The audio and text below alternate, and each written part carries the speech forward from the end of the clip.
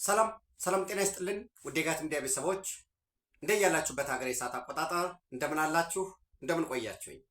ኢትዮጵያ ውስጥ ናችሁ ይህን ፕሮግራም የምትከታተሉ ቤተሰቦች እንደምን አመሻችሁ ማለት ፈልጋለሁ። የካቲት 13 2018 የጋት ዕለታዊ አጫጭር መረጃዎች ከዚህ እንደሚከተሉ ወደ እናንተ ይደርሳሉ። ላይክ አድርጉ፣ ሸር አድርጉ፣ ሀሳብ አስተያየታችሁን አካፍሉ። የጋት ሚዲያ ሜምበር ሁኑ። ጋት ሚዲያን በሱፐር ቻት በሱፐር ታንክስ ደግፉ። ከምንም በላይ አብራችሁ ስላላችሁ አብራችሁ ስለምትሆኑ እጅግ የከበረ ምስጋና ይድረሳችሁ። አንድ ሰበር መረጃ አለኝ። ሌሎች አጫጭር መረጃዎችን ወደ እናንተ አድርሳለሁ። ካላችሁ ውስን ጊዜ እንድታወሱኝ ትብብራችሁን ጠይቃለሁ። ሰው የመጀመሪያው በዛሬው ዕለት የኢፌድሪ መከላከያ ሰራዊት ልዩ ዘመቻዎች ወይም ይሄ ስፔሻል ኦፕሬሽን ኮማንድ የምስረታ በዓሉን እያከበረ ነው። ከዚህ በፊት መረጃ በተደጋጋሚ ወደ እናንተ ለማድረስ ሞክሬያለሁኝ። በ1953 ዓመተ ምህረት በንጉሱ ዘመን እስራኤል ሀገር ተመርቀው በመጡ አንድ ሻምበል አባላት ነው የተጀመረው። ከዛ በኋላ እንደ ሁኔታው እንግዲህ ሻምበል ሲባል 120 ማለት ነው። እነዚህ እስራኤል ሀገር ሂደው የአየር ላይ ዝላይን ጨምሮ የተለያዩ ወቅቱ ዘመኑ የሚጠይቀውን ስልጠና ከወሰዱ በኋላ የተጀመረ ነው። ከዛ በሂደት እንዲዘጋም ተደርጎ ነበር። በተለይ ኢህአዴግ እንደገባ መጨረሻ ላይ እንደገና በአጋዚ ውስጥ እንዲደራጅ የተደረገበት ሁኔታ አለ። በአጋዚ ውስጥም ተደራጅተው የእስላሚክ ኮርት የእስላማዊ ፍርድ ቤቶች የሶማሊያው ኢትዮጵያ ላይ የጦርነት ነጋሪት ባወጀበት ወቅት ከዛም በሽግግሩ መንግስት ሞቃዲሾ ያለው የሽግግር መንግስት የኢትዮጵያ ሰራዊት እንዲገባ ጠይቆ የኢትዮጵያ ሰራዊት ሲገባ ራስ ካምቦን የሚባለው ማሰልጠኛ ጣቢያቸው ላይ በዝላይ ከሄሊኮፕተር ላይ ወርደው አጋይተው ማሰልጠኛውን እነሱም መስዋዕትነት ከፍለው ኢትዮጵያን ያኮሩበት ሁኔታ የሚታወስ ነው። ሌላው በዓለም የአየር ዝላይ ላይ እንግዲህ ተከቦ የነበረውን ወደ ኤርትራ ውስጥ ተከቦ የነበረውን በጦርነቱ ወቅት እንዲሁ ከከፍተኛ ቦታ ላይ በመዝለል ስታንዳርድ አለው። ያንንም በከበባ ውስጥ የነበረውን ሰራዊት ያወጡበት ሁኔታ አለ። ከዛ ባለፈ በተለያዩ የተፈጥሮ አደጋዎች፣ ሰው ሰራሽ አደጋዎች ላይ ከኢትዮጵያ ጎን ቆመው በተለይ ማርሽ ቀያሪ በውጊያ ወቅት ማርሽ ቀያሪ ሆነው አንድያ ህይወታቸውን በመክፈል ጭምር ኢትዮጵያን ሲያኮሩ ነው የኖሩት። አሁን ላለው ደግሞ ዘመኑ ለሚጠይቀው አዲስ የውጊያ ስልት በአብዛኛው ሚሽን የሚከናወነው በስፔሻል ኦፕሬሽን በርቀት ውጊያ በቴክኖሎጂ እየሆነ ነው። ኢትዮጵያም አቅም በፈቀደ መጠን ወደዚህ የውጊያ ስልት እየተገባ ነው ያለው። የ65ኛ ዓመት የምስረታ በዓሉ እየተከበረ ነው። በዚህ የምስረታ በዓል ላይ የጦር ኃይሎች ጠቅላይ ኤታማዦር ሹም ፊልድ ማርሻል ብርሃኑ ጁላ፣ ምክትላቸው ጀነራል አበባው፣ ሌሎችም የአየር ኃይልም ከፍተኛ ወታደራዊ መኮንኖች ተገኝተዋል። በዚሁም የዙን የ65 ዓመታት ጉዞ የሚያሳይና የውጊያ ማርሽ ቀያሪዎች በሚል ርዕስ የተጻፈ መጽሐፍ ዳሰሳ ተደርጓል። መጽሐፉ ቀርቧል፣ በባለሙያዎች ተገምግሟል ማለት ነው። በተመሳሳይ ከዘመኑ ጋራ የዚህ የልዩ ዘመቻዎች ኦፕሬሽን አባላት የሚታጠቋቸው ትጥቆች የወገብም አጠቃላይ ፓራሹትን ጨምሮ የተለያዩ ትጥቆች ዘመኑ የደረሰበት ለእይታ ቀርበዋል። የሲዳማ ዞን የሐዋሳ ከተማ ከፍተኛ አመራሮችም ሽማግሌዎች የተገኙበት እና የእዙ አርማውን አሁን ያለውን አርማውን ይፋ አድርጓል። የፎቶና እንዳልኳችሁ የትጥቅ አውደ ርዕይ ተከናውኗል። እስከ ዛሬ 13 ነው። ነገ ቅዳሜ 14 እስከ እሁድ ድረስ እሁድ ማታ ፍጻሜውን ያገኛል ማለት ነው። ሌሎችም መሰረተ ልማቶች የስምሪቱ እነዚህ የሚቀርቡበት ሁኔታ ነው ያለው። በተመሳሳይ በሰሜን ሸዋ ዞን እንግዲህ ሰሜን ሸዋ ሁለት ሰሜን ሸዋ ዞን አለ። አንደኛ ኦሮሚያ ክልል ያለው ሰሜን ሸዋ ዞን አለ። ሁለተኛ ደግሞ የአማራ ክልል ሰሜን ሸዋ ዞን አለ። በዛ በሰሜን ሸዋ ዞን ሲንቀሳቀስ የነበረ በተለይ ደራና በአካባቢው ሲንቀሳቀስ የነበሩ የጽንፈኛ ቡድን አመራሮች የቀረበውን የሰላም መንገድ ተቀብለው እጃቸውን ሰጥተዋል። በዚህም ለምሳሌ በዛ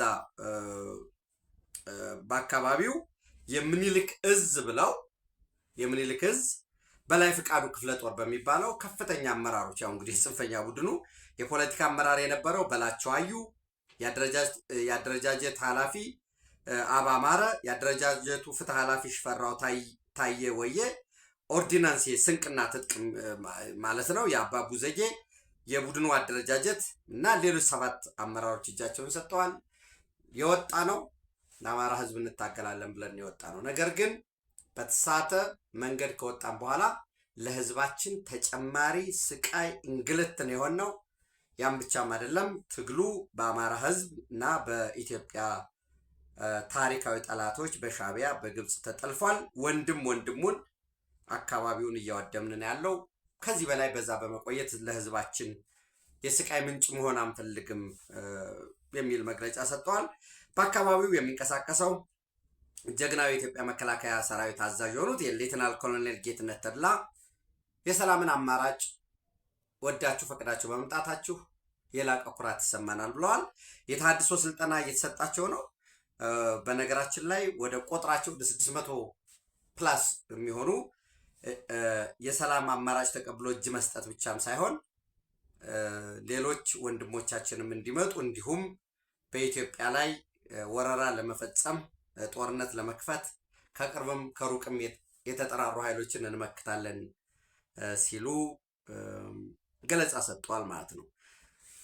ዘን ይህን ካልኳችሁ አዲሱ ሰበር መረጃ በሻዕቢያና በህወሓት ታጣቂዎች እንዲሁም አመራሮች መካከል ወታደራዊ አመራሮች መካከል ከፍተኛ ፍጥጫ ተፈጥሯል። የዚህ ፍጥጫ ዋናው ምክንያቱ ሻዕቢያ ውጊያ መሆን ያለበት በደቡብ ግንባር ብቻ ነው። እንግዲህ ከዚህ በፊት 3 ግንባር ነበረው ወይንም እዝ ልትሉት ትችላላችሁ ነበራቸው። አንደኛው ምዕራብ ግንባር የሚባለው ነው። ይሄ ወልቃይት ጠገዴ ሰቲት ሁመራን ይዞ ያለው በአርቢ ሰባ ያለበት ሸረሪናንም በዛው በምዕራብ ግንባር ውስጥ ጨምሮ ዓላማው ወልቃይት ጠገዴ ሰቲት ሁመራን መቆጣጠር የሆነ ያው ወደፊት ከቻለ አድቫንስ እያደረገ ወደ ታችሎ መምጣትም ይቃዣሉ። እሱን አንድ እሱ ነው። ሁለተኛ ምስራቅ ግንባር የሚባለው አዲግራትን ማዕከሉ አድርጎ በመጀመሪያው ኤርትራን መከላከል ሊተር ማድረግ፣ አሁን ግን ከኤርትራ ሰራዊት ጋር ሆኖ የቡሬ የአሰብ መስመርን መጠበቅ መከላከል የሆነ ነው። ሶስተኛው ደቡብ ግንባር የሚባለው ወይንም የራያ ቆቦ አላማጣ ይህንን እያደረጉ ወደ ወልዲያ በአንድ በኩል ወደ ጋሸና ወደ ኮምቦልቻ ወዘተረፈ የሚል አቅጣጫ ሰጠው ነው። ዘን የሻዕቢያ ወታደራዊ አመራሮች በወልቃይት ጠገዴ ሰቲት ሁመራ በኩል ጥቃት እንዳትከፍቱ፣ ይህ ጥቃት መክፈት ፋኖ እንደሚለው የአማራ ህዝብ ከብልጽግና ጋር ተለያይቷል፣ አለያይተነዋል፣ የፖለቲካ የበላይነት አለን የሚሉት ግምገማ ፍጹም ውሸት ነው። ወልቃይት ጠገዴ ሰቲት ሁመራን የምትነኩ ከሆነ የአማራ ህዝብም ሌላውን ግልብጥ ብሎ ይነሳል።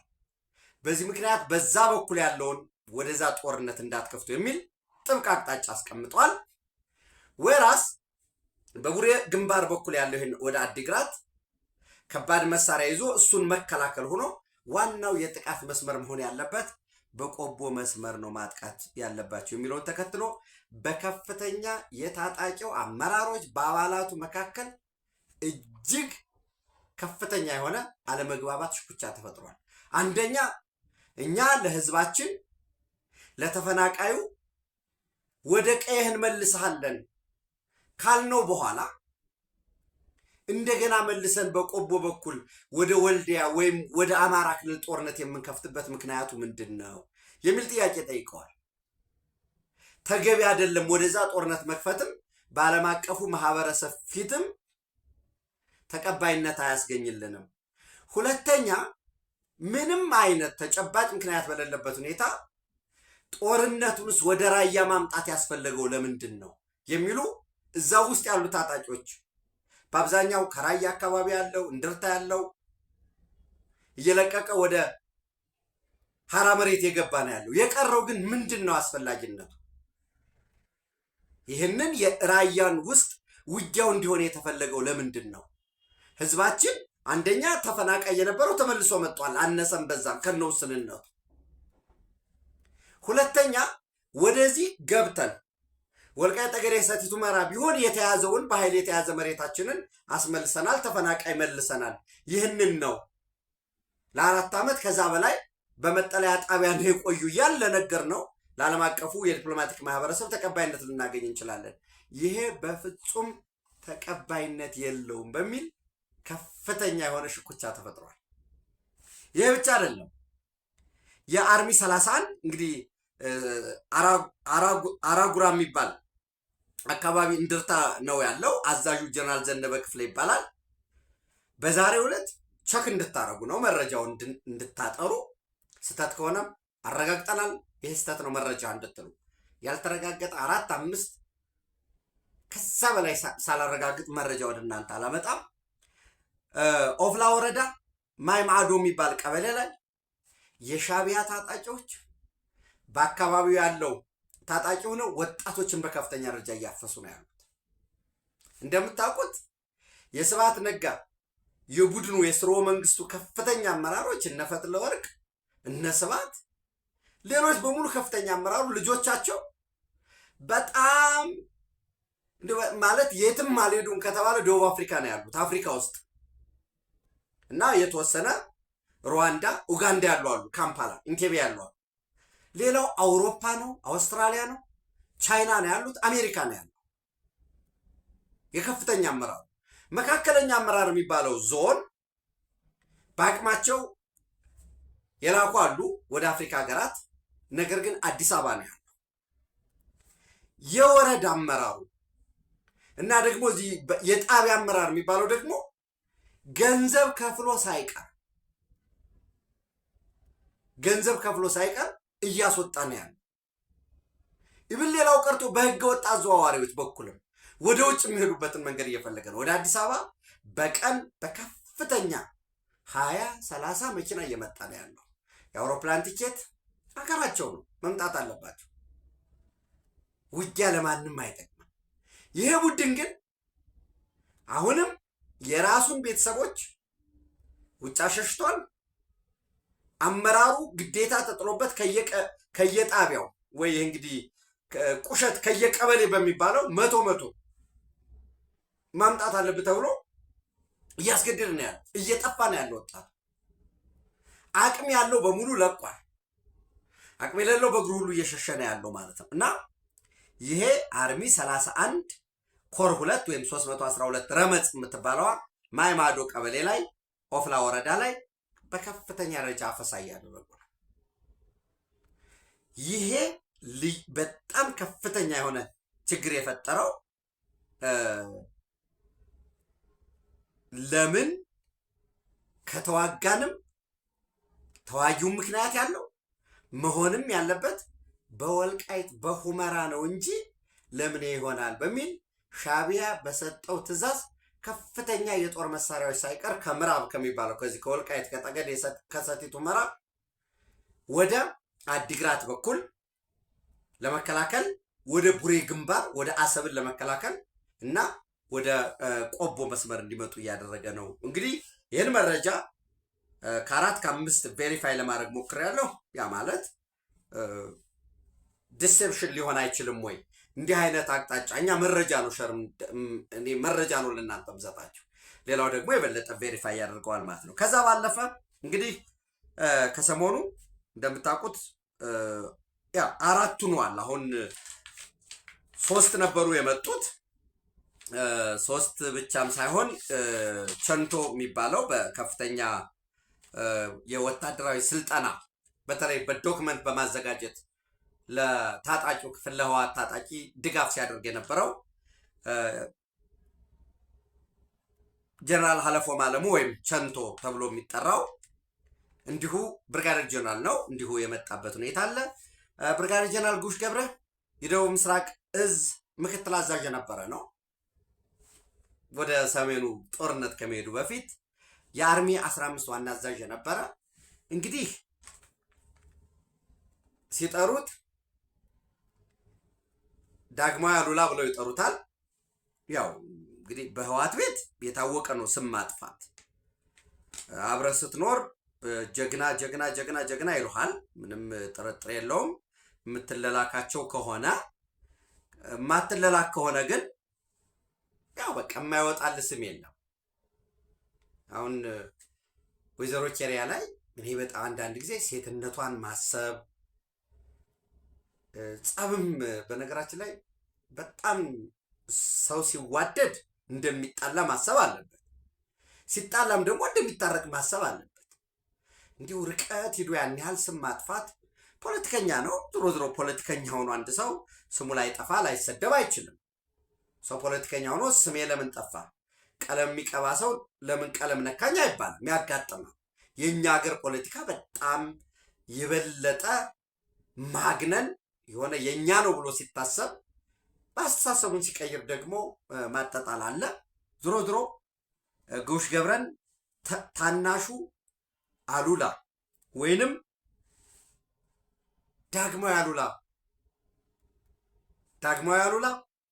ዳግማዊ ሀየሎም ብለው ነበር የሚጠሩት። ጉሽ ገብረ አስቀድሜ ብያቸዋለሁ። የደቡብ ምስራቅ እዝ በኢትዮጵያ መከላከያ ሰራዊት ወደዛ ወደ ትግራይ ከመሄዱ በፊት የደቡብ ምስራቅ እዝ ምክትል አዛዥ የነበረ ነው። አስቀድሞም በኢትዮጵያ መከላከያ ሰራዊት አባላት በኋላም በታጣቂው በኩል በጣም በከፍተኛ ደረጃ የሚወደድ ሰው ነው። በአቋም ደረጃ ደግሞ ጸረ ሻዕቢያ የሆነ ሰው ነው። ከፍተኛ የሆነ የሻዕቢያ ጥላቻ ያለበት ሰው ነው። በየመድረኩ ወደ ሌላ ጦርነት ውስጥ ማድረግ እኛ ለትግራይ ህዝብ እንዋጋለን ብለን ብናስብ እንኳን ሁልጊዜ ልናደርግ የሚገባው ሻዕቢያ በህዝባችን ላይ በወገናችን ላይ በልጆቻችን ላይ የፈጸመውን በደል መበቀል አለብን በሚል በየመድረኩ ይናገር ነበር። ታስታውሳላችሁ? የታሰረ ጊዜም ለሻዕቢያ አሳልፈው ሊሰጡት ነው የሚል ሰፊ ዘመቻ ነበረው። ታጣቂውም በጣም እያጉረመረመ ነበር። ለምን? ሻዕቢያን አምርሮ ይጠላል። ንብረታችንን ዘርፏል። የቤት ቆርቆሮ ሳይቀር ወስዷል። አክሱም ላይ እንደዚህ አይነት ያው አሁን ጽምዶ በሚል ወዳጅ በሚል ሸፋፈኑት እንጂ አንዳንድ ጊዜ ነው ራሳቸው አጥንተው 76% ጄኖሳይድ የፈጸመው ሻዕቢያ ነው ካሉ በኋላ ሌላውን ለጽንፈኛው ፋኖ ከሰጡ በኋላ ወይ ለፋኖ ለአማራ ታጣቂ ብለው ከሰጡ በኋላ ለመከላከያ እኮ የተሰጠችው 3-4% አትሆን። መከላከያ ደግሞ እርምጃ ወስዷል። እስር ቤት ያሉ አሉ አሁንም ድረስ። ጀነራል ጉሽ ገብረ ሊዘምት ይችላል፣ ወደ ሀራ መሬት ሊካተት ይችላል። አሁን በቀጣይ ወደ ጦርነት ውስጥ ከተገባ ጀነራል ጉሽ ገብረ ሊመደብ ይችላል የኢትዮጵያ መከላከያ ሰራዊት በሚል ከፍተኛ ፍርሃት፣ ከፍተኛ ሽብር ተነስተዋል በህወሓት ካምፕ ውስጥ። ይህ የሚያጠጥሉት ምንም ችግር የለም፣ በቃ እንደዚህ ናቸው፣ ባንዳዎች ናቸው፣ ይህን አድርገው ነበር ወዘተርፈ ታስ ፕሮፓጋንዳ ቢያደርጉም የሚገርመው ነገር አይደለም። ዝሮ ዝሮ ግን መሬት ላይ ባለው ሁኔታ አስመራን ሊቆጣጠር ይችላል። አስመራ ሳይደርስ አይመለስም። መውጫ መግቢያውን ያውቀዋል። ከፍተኛ የሆነ ጥላቻ አለው በሚል በጣም ከፍተኛ ፍርሃት ውስጥ ነው ያሉ። ዘመቻ የደረሰ መረጃ በከፍተኛ ደረጃ ስም ማጠልሸት እንዲካሄድበት ትዕዛዝ ተሰጥቷል። ያው እንግዲህ እነማን እንደሚሰድቡት የምታውቁት ነው። የጀነራል ጉሽ ገብረ 85% የሚሆነው ታጣቂ የእሱን ንግግር ይሰማል። እሱ ትዕዛዝ ከሰጠው ሊፈርስ ይችላል የሚል ስጋት ሁሉ ነው ያለው። ራሱ አንድ መረጃ የሰጠኝ ምንድን ነው ያለኝ፣ ደብረ ጽዮን ራሱ ከትግሉ ወጥቻለሁኝ ብሎ ወደ ፌዴራል ቢሄድ ይህን ያህል አይደነግጡም እና ሌሎችም ጀነራል ከበደ ፍቃዱ የአርሚ 22 አዛዥ የነበረ ነው። ኮሎኔል ንጉስ ወልደ ገብርኤል ወለጋ የሚባለው የአርሚ 22 ምክትል አዛዥ የነበረ ነው። ኔትወርካቸው ቀላል አይደለም፣ ይህንን ሊያፈርሱ ይችላሉ በሚል በከፍተኛ ሁኔታ ሽብር እንደተነሳ፣ በዚህ ባለበት ሁኔታ ደግሞ ጦርነቱ ወደ በቆቦ በኩል አድርጉት የሚለው የሻዕቢያ ትዕዛዝ ሌላ የራሱ ስጋት እንደፈጠረ ነው። ማለት በህወሓት መካከል ከፍተኛ የሆነ ትርምስ ፈጥሯል የሚል መረጃ ነው የደረሰኝ። ራሱ ጦርነቱ በቆቦ በኩል ይሁን በሚባለው የመረጃ ምንጭ የነገረኝ ጄኔራል ምግበይ ኃይለ አሁን በኮማንድ ፖስት ውስጥ የስልጠና መምሪያ ሆኖ የተሾመው የኮማንድ ፖስቱ ራሱ እሱ ደስተኛ አይደለም። እኛ ሻዕቢያን የጋበዝነው የመውጫ መግቢያ ጦር መሳሪያ እንዲሰጠን እንጂ የውጊያ ፕላናችንን ሊያቅድልን አይገባም በሚል ከፍተኛ የሆነ ቅሬታ እንዳለው፣ ያ ብቻም አይደለም እንግዲህ ማጣራት የበለጠ ያስፈልጋል። የመረጃ ምንጭ የነገረኝን ነው የምነግራችሁ። ይህን ቬሪፋይ እናንተም ቬሪፋይ አድርጉ። ምንድነው የነገረኝ? ቦምብ ተገኝቷል ጀነራል ፍስሐ ኪዳኑ ቢሮ ፊት ለፊት። ጀነራል ፍስሐ ኪዳኑ ማለት የትግራይ ጸጥታ ቢሮ ኃላፊ ነው። በሚሊተሪ ኮማንዶ 5 አባላት ባሉ ጀነራል ኃይለሥላሴ ግርማይ ወይም ወዲም በይተይ የሰራዊት መሪ ሆኖ፣ ጀነራል ዮሐንስ ወልደ ጊዮርጊስ ጆን መዲድ ዘመቻ መምሪያ፣ አስቀድሜ ያልኳችሁ ጀነራል ምግበይ ኃይለ ስልጠና መምሪያ። ሻዕቢያ በሻዕቢያ አቀድ አይደለም፣ እኛ በቆቦ በዚህ ተዋጉ የሚለው እሱ ሊያዘን አይገባም የሚል አቋም የያዘው ማለት ነው። ጀነራል ማሾ በየነ የምስራቅ እዝ አዛዥ የነበረ ነው አስቀድሞ፣ አሁን የመረጃና ደህንነት ኃላፊ የሆነ ነው። ጀነራል ፍስሐ ኪዳኑ የጽምዶ መምሪያ የሆነ ዘንድ የጦር ፈንጂ በመገኘቱ ከፍተኛ የሆነ ጀነራል ፍስሐ ኪዳኑ ማለት ነው የትግራይ የጸጥታ ቢሮ ከሱ ቢሮ ጋር ፈንጂ ተገኝቷል። ይሄ ደግሞ ሌላ ከፍተኛ የሆነ ጥርጣሬ እርስ በርስ እንደፈጠረ ትርምስ እንደተከሰተ ነው ያለኝ መረጃ። የበለጠ ይሄንን እናጠራዋለን። ሌሎችም በተመሳሳይ ከእንቅስቃሴዎች አንጻር የጦርነት የውጊያ እንቅስቃሴዎች ከየቦታው ያደረጓሉ። እንዳልኳችሁ ማጣራት ስላለብኝ ነው። እንግዲህ የክራይሲስ ግሩፕ ያወጣው መረጃ አለ፣ ሮይተርስ የሚያወጡት መረጃ አለ ይሄ ጦርነትን በተመለከተ። ነገር ግን ጥረት እየተደረገ ነው በቱርክ በኩልም በሳውዲ አረቢያ በኩልም የደቡብ አፍሪካ ፖለቲከኞችን በተመሳሳይ ጥረት እያደረጉ እንዳሉ መረጃ አለኝ። የበለጠ ግን ቬሪፋይ አድርገን እሱን እናያለን። ያ ኢትዮጵያ በክብር ለዘላለም ትኑር። ሸር አድርጉ፣ በጣም ላይክ አድርጉ፣ እይታችን እየጨመረ እንዲሄድ። እናንተ ብቻ ሰብስክራይብ ማድረግ በቂ አይደለም፣ ሌሎችም ሰብስክራይብ እንዲያደርጉ ሎቢ አድርጉ። የጋት ሚዲያ አምባሳደሩን ቴንኪዩ